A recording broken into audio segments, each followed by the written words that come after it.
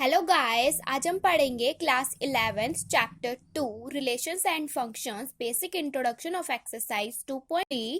Now functions क्या होते हैं हमारे पास। A function is a special type of relation. Function क्या होता है? एक स्पेशल टाइप होता है हमारे पास रिलेशन के। Relation F from a set A to a set B is said to be a function if every element of set A has one and only one image in set B.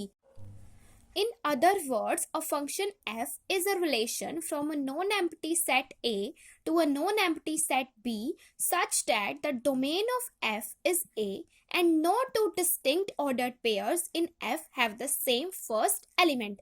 Means किसी भी relation को हम function सिर्फ और सिर्फ तब बोलते हैं जब सेट A के सभी एलिमेंट्स की हमारे पास one and only one image हो सेट B में.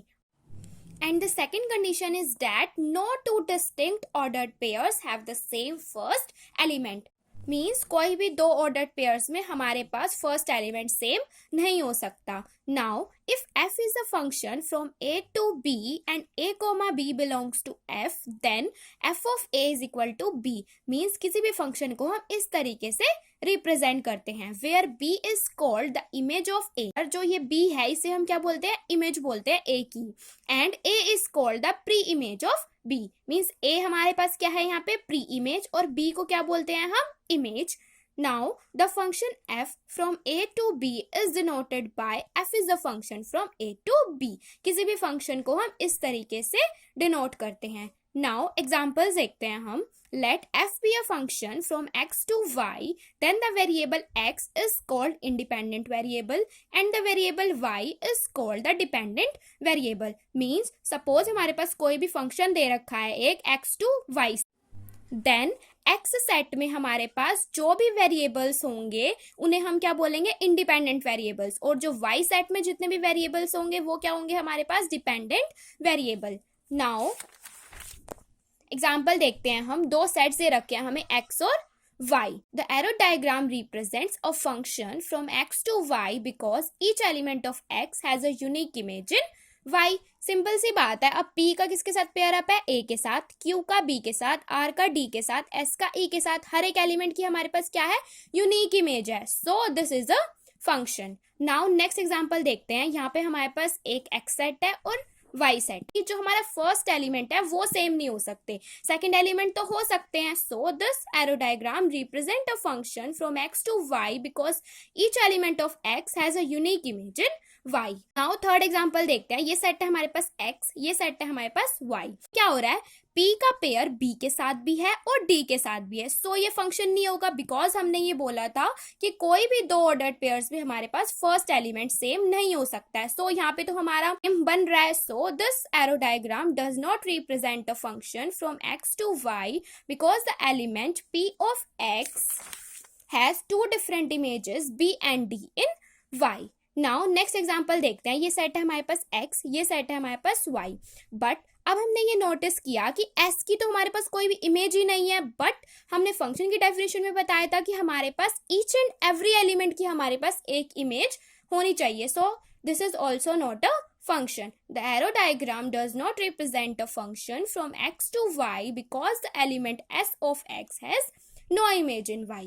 Now domain क्या होती है हमारे पास किसी भी function की? Let f be a function from x to y, then the set x is called the domain of the function f. Simply जो भी हमारे पास ये first set है ये क्या होगी हमारे पास? domain होगी किसी भी function की. For example, let x is equal to this, y is equal to this. If function हमारे पास इस तरीके से define है, then domain क्या हो जाएगी हमारे पास? first element हो जाएंगे 1, 2, 3 and 4. So domain क्या होगी मेरे पास? 1, 2, 3 and 4 which is equal to x. Simple सी बात है. अगर वो फंक्शन है तो जितने भी सारे x के अंदर एलिमेंट है वो सारे हमारे पास फंक्शन के अंदर जरूर कवर होंगे ही होंगे. सो डोमेन क्या हो जाएगी मेरे पास? फर्स्ट एलिमेंट भी बोल सकते हैं और x भी बोल सकते हैं.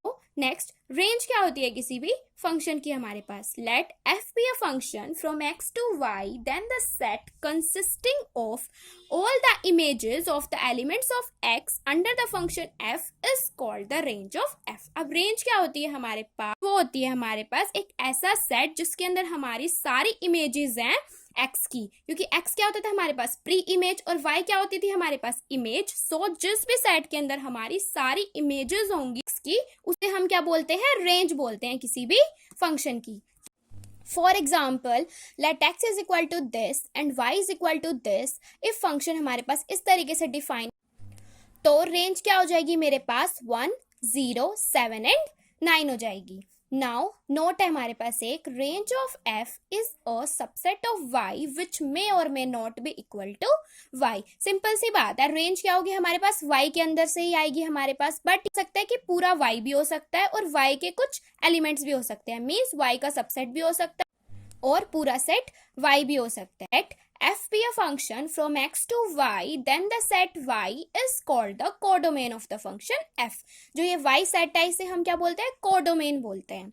For example let x is equal to this set and y is equal to this set, और फंक्शन हमारे पास इस तरीके से डिफाइन है, तो कोडोमेन का हमारे पास फंक्शन से कोई रिलेशन नहीं होता है। जो भी हमारे पास y सेट है वो क्या हो जाएगी, हमारी कोडोमेन हो जाएगी उस फंक्शन की। Now algebra of real functions, सबसे पहले हमारे पास क्या है, addition of two real functions. Let f is a function from x to r and g is a function from x to r be any two real functions where x is a subset of r, then we define f plus g is a function from x to r by, किस तरीके से define करेंगे हम उस function को, f plus g into x is equal to f of g of x for all small x belongs to capital X। Means addition किस तरीके से कर सकते हैं हम टू रियल फंक्शंस की, दो फंक्शंस है सिंपल, उन दोनों को ऐड कर देंगे तो हमारी क्या हो जाएगी, एडिशन हो जाएगी टू रियल फंक्शंस की। Now for example two sets given है हमें fx और gx, then plus g of x is equal to क्या हो जाएगा मेरे पास, f of x plus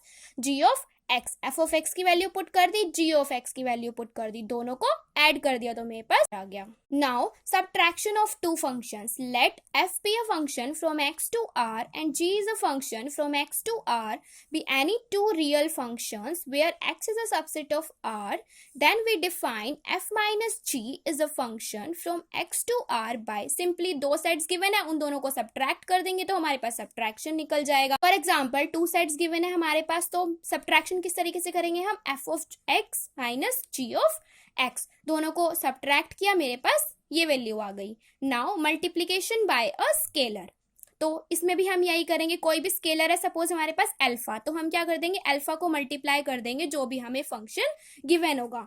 for example f of x हमें ये गिवन है एंड अल्फा की वैल्यू 3 गिवन है, तो सिंपली हमने क्या किया, अल्फा को fx से मल्टीप्लाई कर दिया तो मेरे पास ये आंसर आ गया।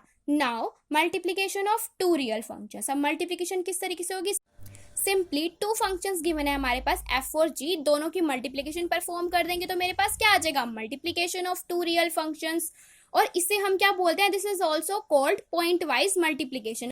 For example f of x मेरे पास ये गिवन है, g ऑफ x ये गिवन है, दोनों की मैंने क्या कर दी, मल्टीप्लीकेशन परफॉर्म कर दी तो मेरे पास ये वैल्यू आ गई। Now quotient of two real functions किस तरीके से फाइंड करते हैं, इसमें भी वही हमारे पास टू रियल फंक्शंस है f और g। क्वेश्चन किस तरीके से फाइंड करेंगे हम, f of x divided by g of x, दोनों को डिवाइड कर देंगे तो मेरे पास क्वेश्चन मिल जाएगा, provided g of x is not equal to 0। For example if f of x is equal to this and g of x is equal to this, then f by g किस तरीके से find करेंगे हम, f of x divided by g of x, दोनों को divide कर दिया, ये मेरे पास आंसर आ गया। Now that's all for today guys, I hope आपको आज का वीडियो पसंद आया होगा। अगर आपको आज का वीडियो पसंद आया है तो प्लीज 3 मैजिकल थिंग्स कर दीजिए, लाइक शेयर एंड सब्सक्राइब। और इस वीडियो में मैंने आपको जो भी पढ़ाया है उसके नोट्स का लिंक मैंने आपको डिस्क्रिप्शन बॉक्स में दे दिया है, आप वहां से जाके उन्हें डाउनलोड कर सकते हैं। Thank you.